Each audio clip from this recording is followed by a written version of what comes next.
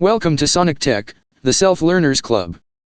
In this video we'll learn how to calculate the slope of a line in AutoCAD using an AutoCAD Lisp. First, load the AutoCAD Lisp. Enter Upload, then choose your Lisp and load it.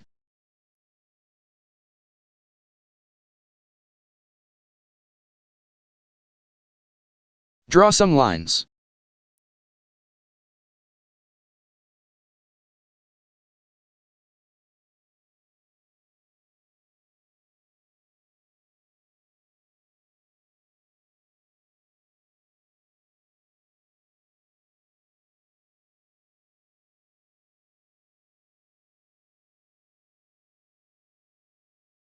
Type slope to activate the Lisp.